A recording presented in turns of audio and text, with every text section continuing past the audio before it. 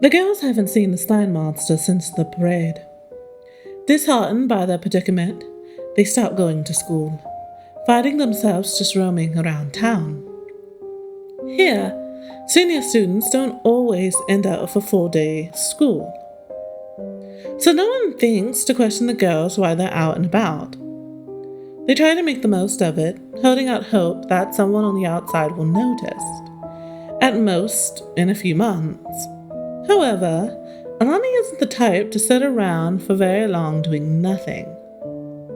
So, when the first of the snow starts to appear, Alani decides they should attempt to solve their dilemma again. Something about this change from the repetitiveness of all the days past fills her with reassurance. Sherry questions her what is there for them to do. The witch house is gone, nothing they say to City Hall or the shrine is taken seriously, they can't drive out of town, and none of the calls are connecting. They're trapped on the island. Alani decides that maybe there's something written down somewhere. If it's true that City Hall has magical instruments, maybe there's magical text, or at least some knowledge on magical text. Not sure if they'd be able to sneak into City Hall, they go to the next best location first. They go to the public library. Sherry and Alani gather every history book they can on their town. They tell the librarian it's their student final project and start reading, hoping to see if maybe something like this has happened before. Sherry reads something she's only ever heard rumors about. Something that, for whatever reason, was decided on not being taught in school. From the first of the inhabitants of this island, there have never been any magic wielders. Witches exist, obviously, and priests have to join a society and be sent out to locations, but no one who's truly of the island knows any magic at all. It used to be magic would run wild, with many different families learning how to wield it. But after a great war killed off several of these families, the ones who survived came together, gathered up as many tomes and spells and scrolls as they could, and did everything in their power to keep just anyone from learning magic. That's why it's so forbidden to enter witch property as a non-witch. The Great Fair was, after the surviving families had unified under a pact, if a new magic family outside this pact came into being, it could trigger another war. However, just because these families were the victors doesn't mean they were good people. When one was born into one of these magic families but not born with magic, they were sent away.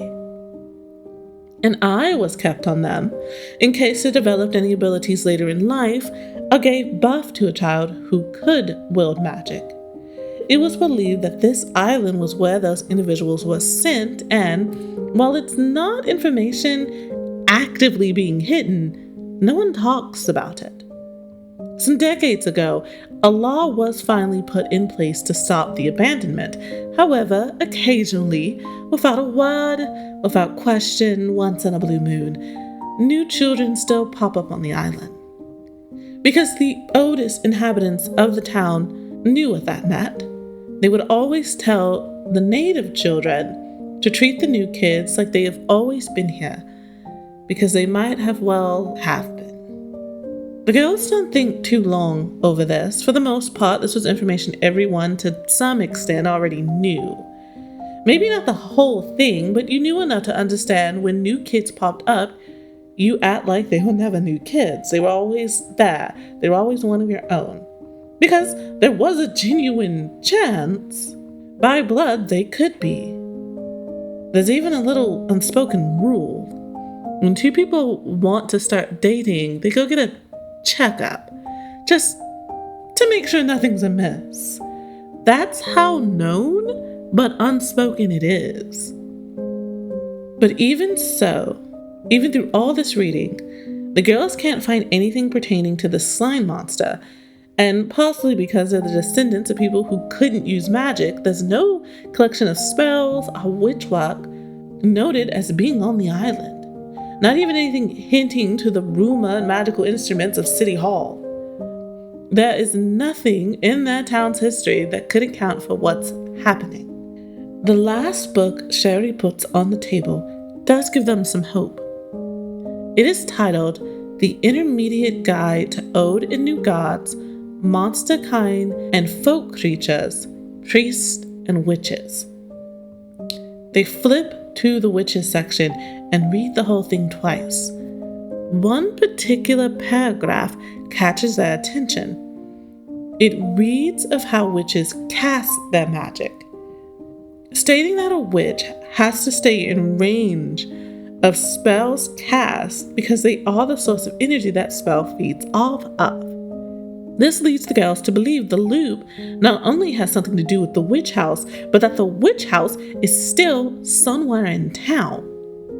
The girls are about to celebrate this discovery, nearly having forgotten that you're in a library. However, their quiet excitement is interrupted.